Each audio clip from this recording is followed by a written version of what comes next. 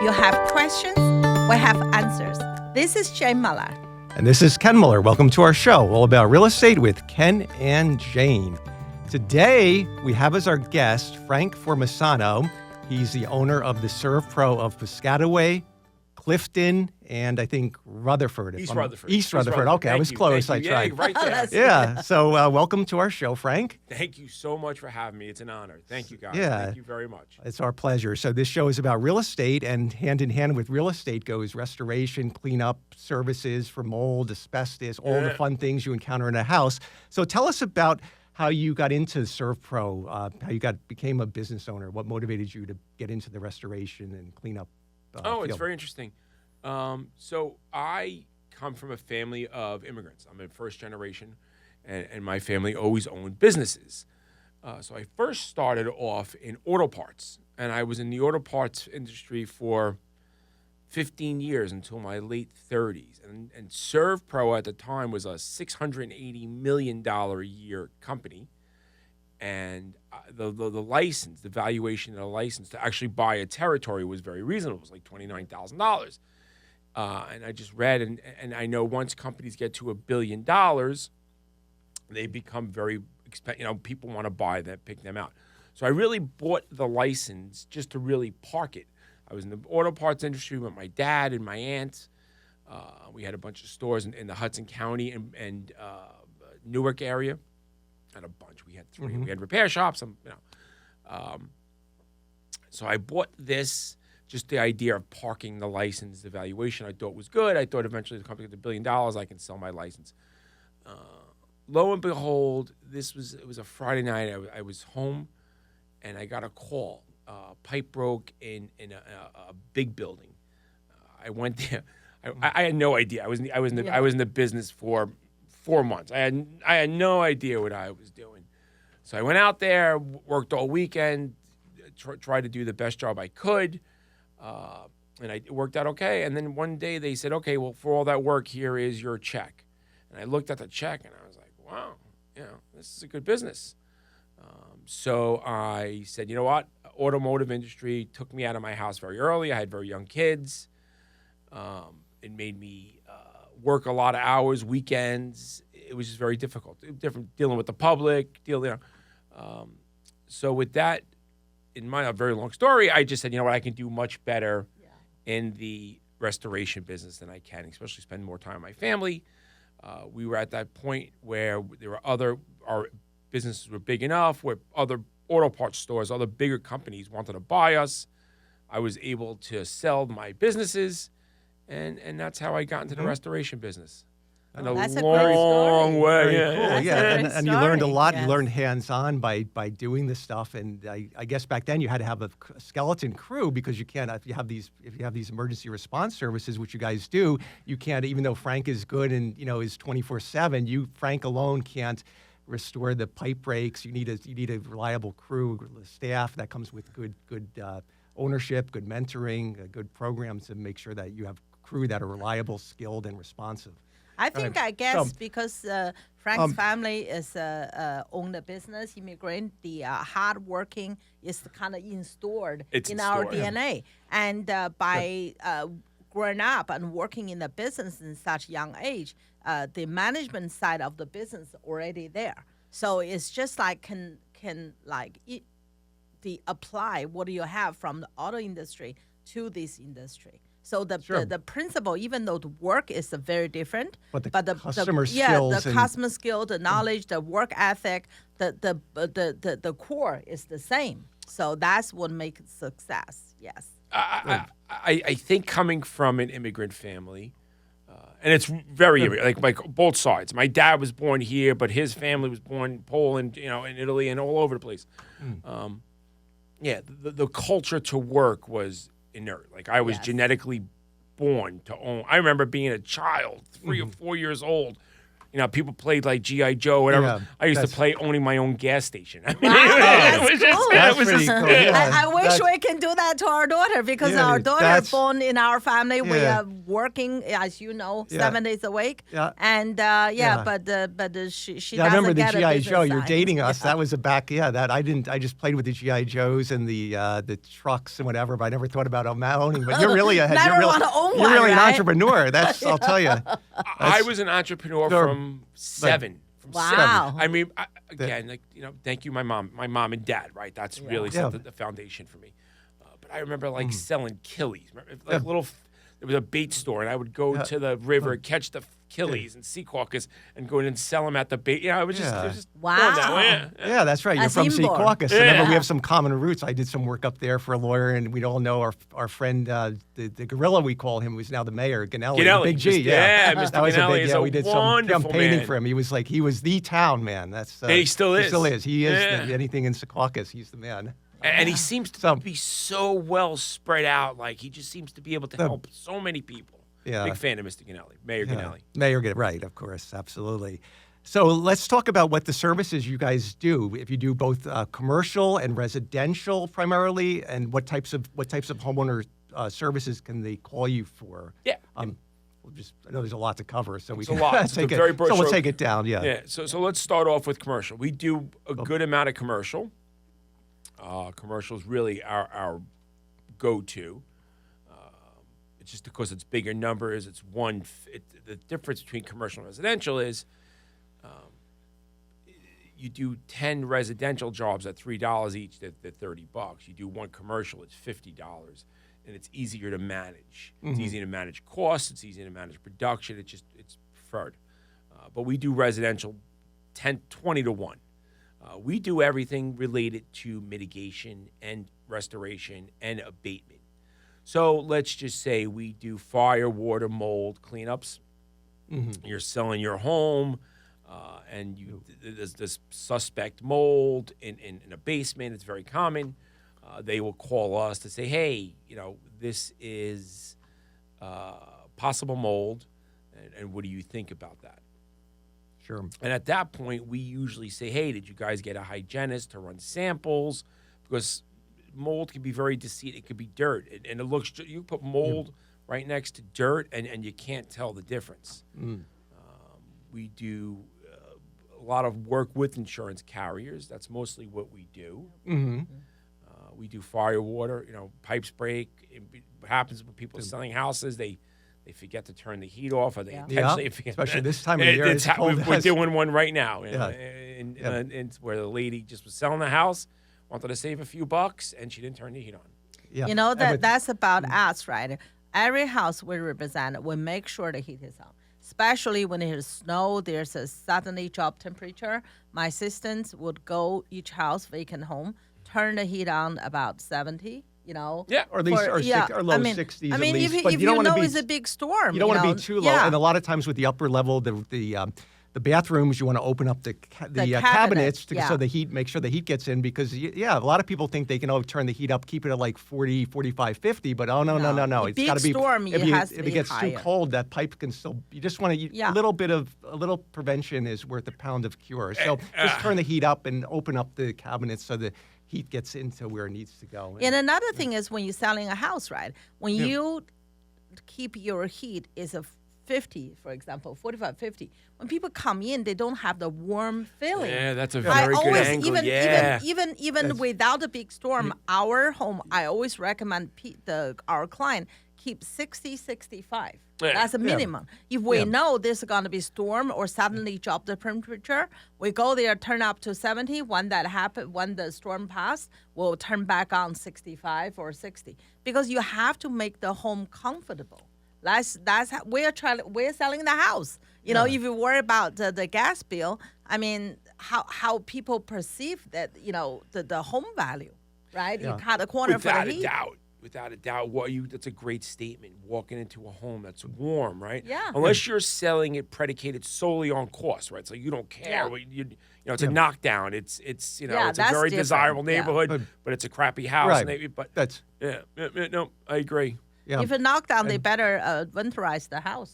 Yeah, we do that too. The We winterize the and mold. house. Let's stick to mold for now. So mold is so tricky because you can have mold in the basement is prevalent, but also in the attics. We oftentimes encounter with, or you encounter with the homes. She does all the residential. I do the commercial, but in the attics of homes, a lot of times if there's inadequate ventilation and you get the condensation, and then you get. So I'm sure you guys have gone in to attics all the time, and it may be limited to a little area, or it could be the whole entire attic and the rafters that are all mold infested have to be scrubbed down and treated, right? Yeah, and that happens.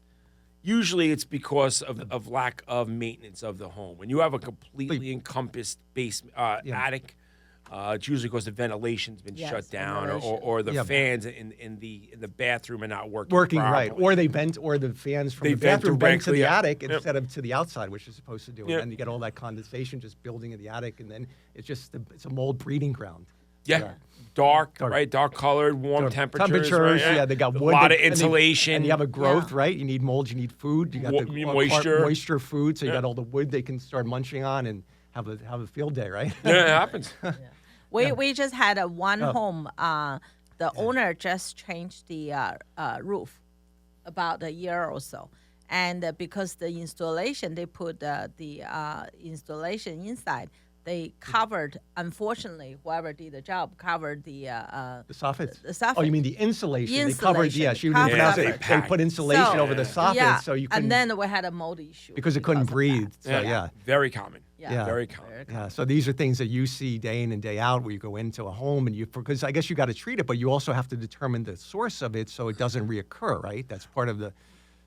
Yes. Yeah, we try to, but we are not. There are specific fields that are called hygienists, industrial hygienists and residential. And that's really like if there's a significant mold concern where people are like, oh, golly, why is it?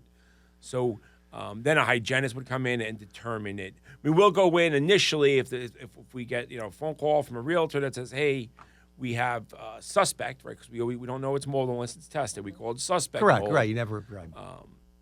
And then we go in and test. Where I am most certain, we are. Mold is a very open-ended because mold is like, oh my gosh, you got mold. Yeah, but we got mold right here. It's the background. I can run tests right now. Blue cheese, right? Yeah. That's my favorite sauce. Mold is you got all different types of mold in the. So it's all background levels, and I don't know now if there's regulation standards. Obviously, they go if you have Stachybotrys, you have some of these other molds that are really nasty ones, and if you see them elevated, but I guess they try to look at the background levels and compare if the mold in the house is it really exceeding the background levels of the quote normal range, and if it is, then you have some type of abnormal problem that needs to be remediated, addressed. Yeah. You really did your research because. Well, I know this. Because we deal with it day in day out. Every time they do the mold test. Is an interesting word, right? That was the house in Texas. I think that caused the house to crumble. That's a famous case, right? For the mansion and Ted Nugent, Ted Nugent. Ted Nugent, his claim, like he had a house, and might have been even in Texas, where it was like he had to condemn the house because of Stachybotrys. Yeah. And Stachybotrys, it is a concerned mold. But it's rare. We're going to take a break, but we'll continue this right after these messages. We'll be right back. All right, welcome back. We're joined today with Frank Formisano. He's the owner of ServePro of Piscataway, Clifton, and East Rutherford. And Frank, before I forget, please give your phone number in case our listeners want to reach out to you for any of their home needs. Oh, please. Thank you very much. My office number, and it connects all three of the franchises, is 732-752-4445. And please, if you have any questions about selling a house and you hear my interview, and please call up and ask. And if I can help you in any way, I would be more than happy to. Yeah, that's a good thing. Doing the screening before you put the house on the market is something that even Jane does as a list agent, where she'll go there, and if she sees, we're going to talk about other issues with homes, like if there's cracks in the foundation, how that can be a big thing, or it may not be a big deal depending on the type of crack and the severity of the crack, and vertical, whether it's a vertical crack, horizontal crack. We're going to get into all that, and I guess you guys do foundation work too. No. We don't do any structural at all. Structural, okay. We're strictly. Yes, we do construction, but masonry stuff, that's a totally different field. Right, right. But all right, let's finish up on mold. So mold is such a serious thing. I remember a story about a house where the family got extremely sick, and they went through all these tests, and they finally, long story short, they finally figured out that there was mold building up inside behind the walls, and it was causing them, they almost literally were extremely hospitalized. And finally, I forget if it was in Texas or somewhere, but it was there have been some very prevalent cases where mold I remembered. You learned that from the maybe the from the TV real show. Yeah, No, that was Oh, that was maybe Forensic Files? Yeah, or something? Forensic Yeah, File. that was a friend. I love that's my somebody favorite. was Is it very really? sick. That's one of my favorite shows. Yeah. Because I like the puzzle, how they put it together. Not the graphics, but that was a very educational one. That was They said maybe they tried a poisoning because they couldn't. At the end, they found and then out they had it was, to literally do destructive testing, open up, and they found that it was literally just like a cancerous thing Cell? within them. It was all Yeah. over the place. And there was, because there was a leak it was a plumbing leak, and it got in behind the walls, and the water was continually pouring there, and it just caused the mold to just, Fester. exponentially expand like crazy. So yeah. In today's world, our houses are built so much better, but it's bad. Because our houses are so insulated now, right? With so many different layers of protection, of flooring, of 6 mil poly on the floors before you lay it down, that it's airtight. Right. That's bad. Airtight is bad. Because airtight means no air circulates in the home. Right. It's good because now it's warmer and your bills are less expensive and it's easier. Right. But yeah.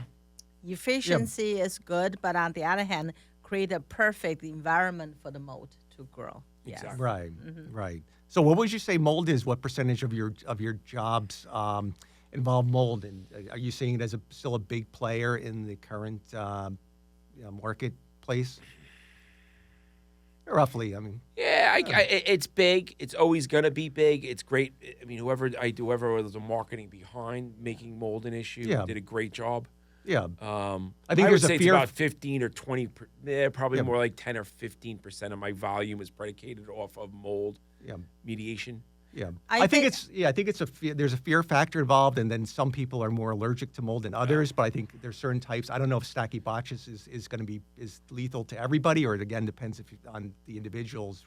If you have asthma, if you have some breathing condition, obviously mold is just going to worsen that.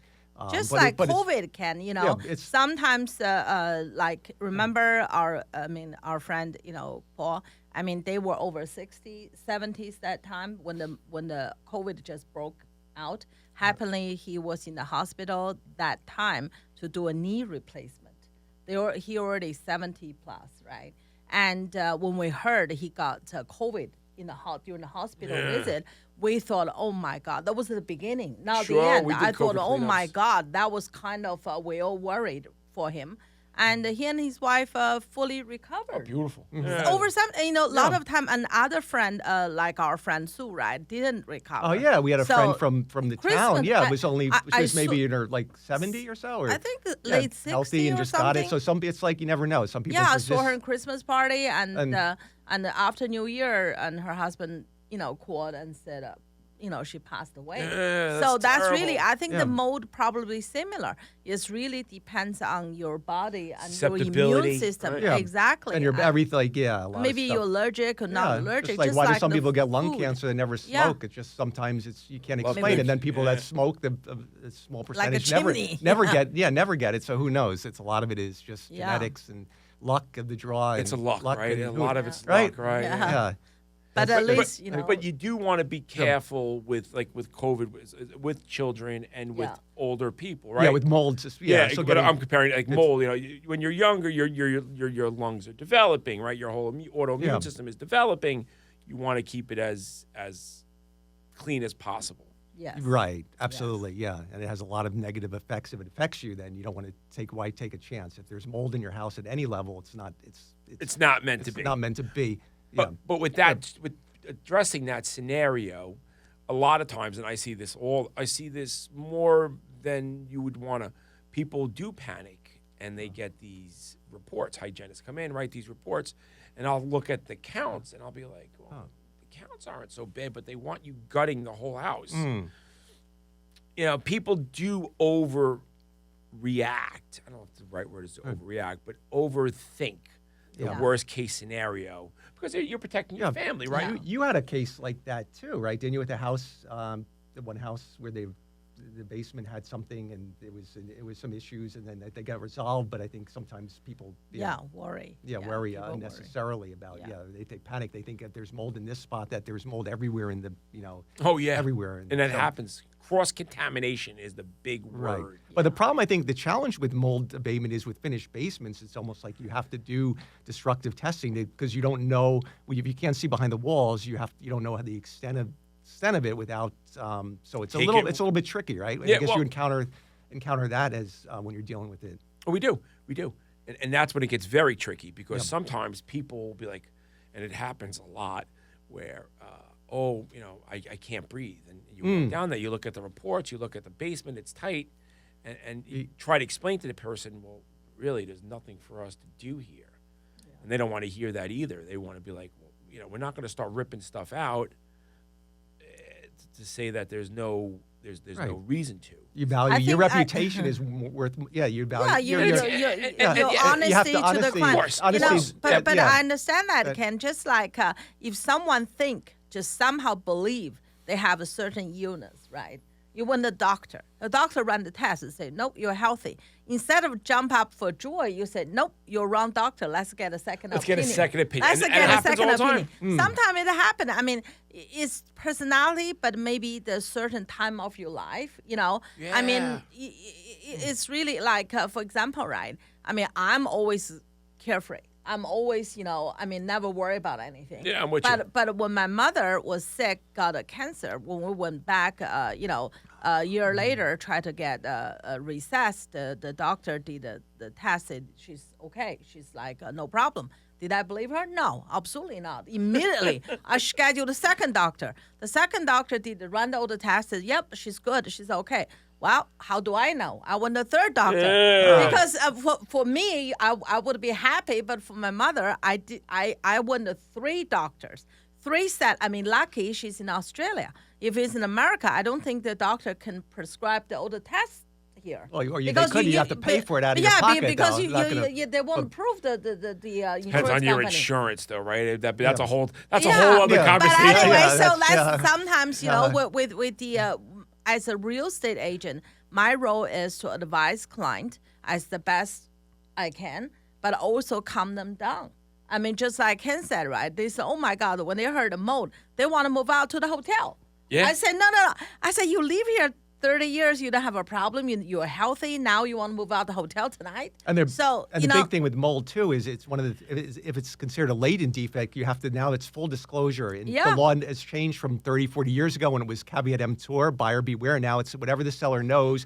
They have the obligation to tell the list agent. The list agent has to, whether or not the seller agrees, has to disclose anything that's a latent defect, so mold, anything that's hidden, or that's not readily apparent from that's not visually apparent, has to be be to the buyers. That's a big that's a big.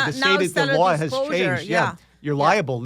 Otherwise you'd be subject to a lawsuit. It's a very serious thing, and the seller the agent has a fiduciary duty always to the seller, but you have a duty of honesty, fairness, and full disclosure of defects to the buyer. Yes, the buyer absolutely. Agent, Oh, I didn't know. That's so much. And you guys are so honest. That's very nice. No, you have to protect your client. It's the right thing to do, and it's the right thing to do, right? Yeah, it's the right thing for the seller. Right? Yeah, protect your client in the right, advise them the right way.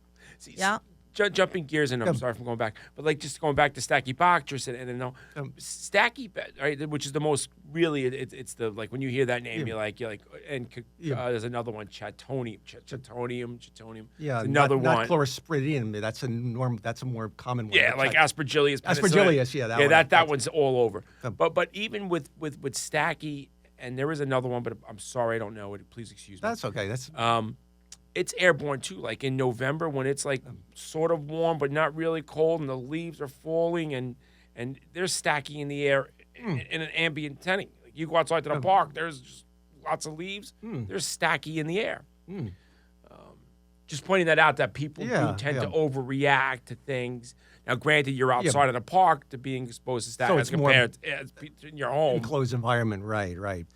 Well, guess what, guys? We are out of time, so we're going to have you. Thankfully, you're coming back next week to continue our discussion. Yeah, it's and wonderful. And thank you for coming on our show. And please give your phone number again for Frank Formisano of ServePro of Piscataway, East Rutherford, and Clifton. Yep. Thank you, Ken. My number is 732-752-4445. All right. Please give Frank a call for all your restoration needs. Thanks. We'll see you next week. Thank you. Thank you. Thank you for having me.